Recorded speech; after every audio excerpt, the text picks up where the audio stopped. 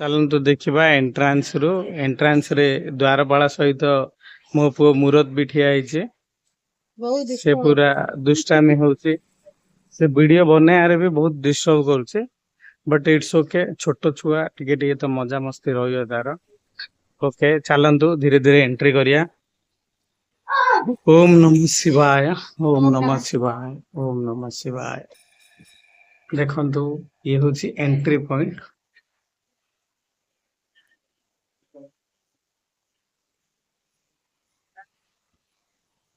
पूरा एंट्रेंस रू ही पूरा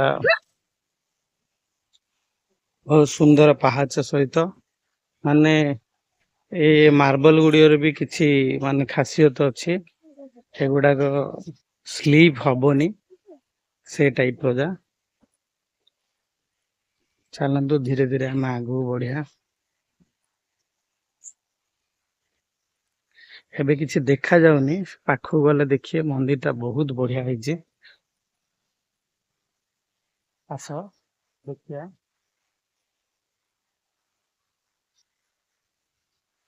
मुरत पळेनी पूरा आगे पळेइचंती तांके पूरा फास्ट अछंती।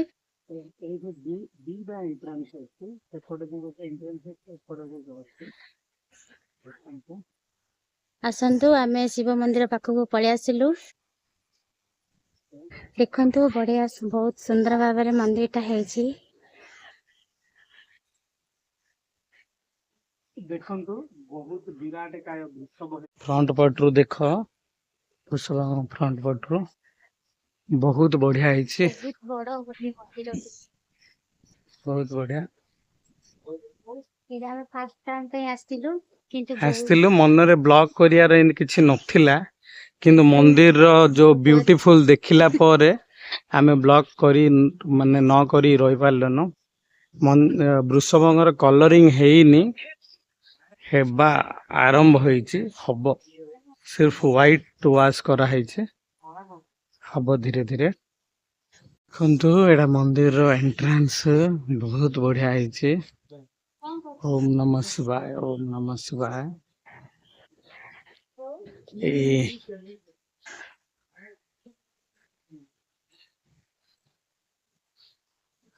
ए श्रावण मासरे आपण निश्चय चेष्टा करंतु आसिया पाए बहुत बढ़िया मंदिर टे हेछि। मंदिर सहित ता चारि पाखर जो सीनरी आपण बहुत एंजॉय करि परिबे। मंदिर भितरु हम धीरे धीरे एंट्री करछो। मंदिर रो भी कलरिंग हेइनी आउरी बाकी अछि हब धीरे धीरे। देखंतु ओम नमः शिवाय ओम नमः शिवाय ओम नमः शिवाय। देखंतु मंदिर भितरु आमे एंट्री कलु बहुत बढ़िया हेछि बहुत बढ़िया हेछि।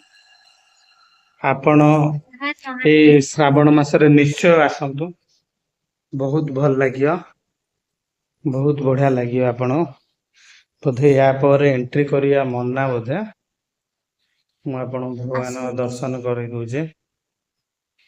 हर हर महादेव हर हर महादेव ओम नमः शिवाय ओम नमः शिवाय ओम नमः ओम नमः शिवाय। शिवाय ओम नमः शिवाय।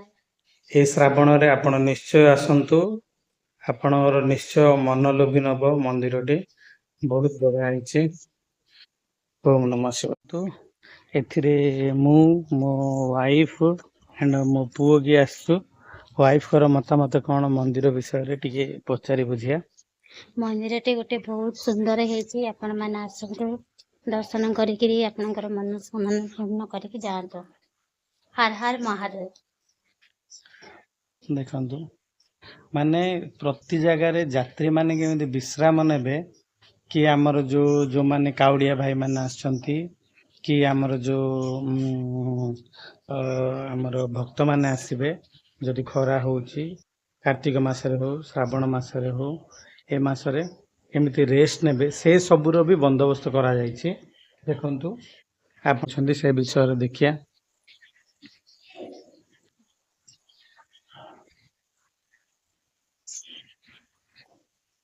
फास्ट टाइम पे आसे किंतु बहुत सुंदर देखा जाउची मंदिर रे। देख ये वर्षा हेले कौन हेले विश्राम केन्द्र करिए ता ऊपर भी माने ध्यान दिया ही कराई बंदोबस्त भी अच्छी बहुत भल जगह होइछे पंखार भी बंदोबस्त कर श्रावण रे आप निश्चय गोटे टूर रखु आपण एपटे भी देखि पारथिए देखंतु एपटे पूरा पहाड़ पहाड़ को लगी रही नेचुरल माने सहित आपण जगह एंजॉय कर पारथिए कोडे मिछ कथा किंतु जने कहउतिले सेपटे पानी आछे बोली झरणा अछि झरना आछे बोली झरणा अछि हमें जानिनु देखिले जना पड़ियो किंतु बड़ा गछ पत्र आपण एइठु देखि पारिए मंदिर रो एक्चुअली माने पिक्चर ता देखंतु मंदिर ता पूरा पूरी देखि पारिए एइठु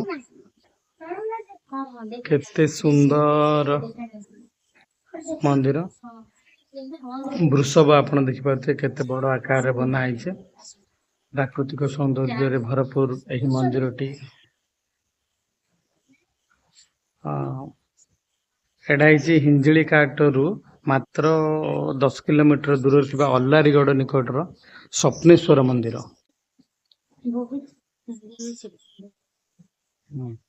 बहुत सुंदर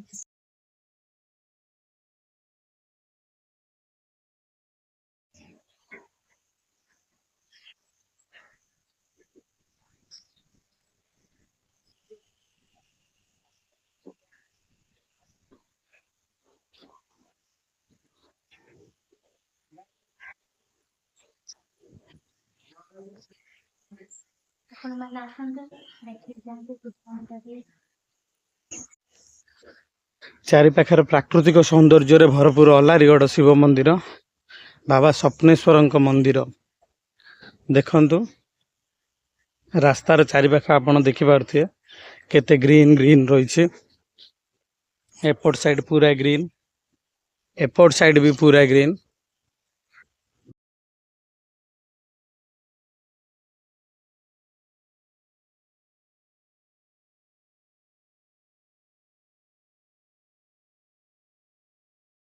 आगे की पार्क बहुत नेचुरल पार्क एटा बहुत मजा लगियो आपण मानको देख मो स्त्री अटकी पारनी से दोलियाडे धाइलेनी बहुत नेचुरल पार्क एटा बढ़िया लगे सेपटे देखंतु घोड़ार दोली अच्छी एपटे नॉर्मल दोली सेपटे स्लाइडर अच्छी सेपटे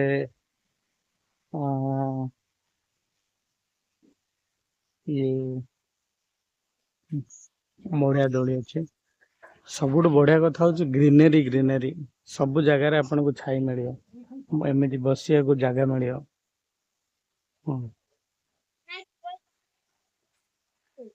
बहुत बढ़िया बसिया जगह मिल माने आपणकर दिनटा बहुत शांति रे कटियो एठे चेष्टा करंतु आसंतु देखंतु अल्लारीगढ़ स्वप्नेश्वर शिव मंदिर पाखर पार्क एटा मंदिर तो देखिले एटा तार पाखर पार्क बहुत भल लगे पिला ने भी बहुत एंजॉय करिए जगह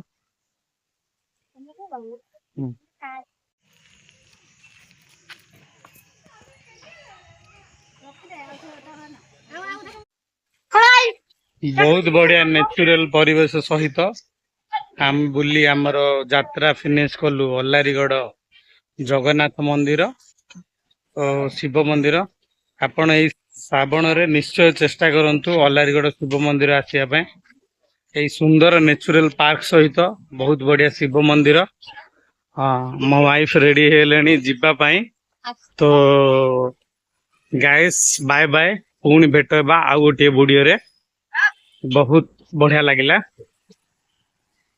रुद्र रेडी नेचुरल जगह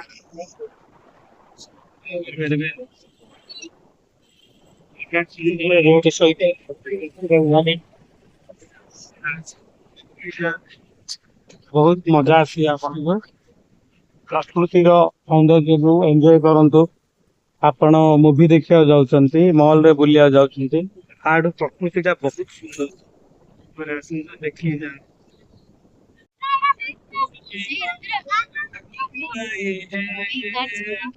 बेटा भी कहो मैं क्या करूं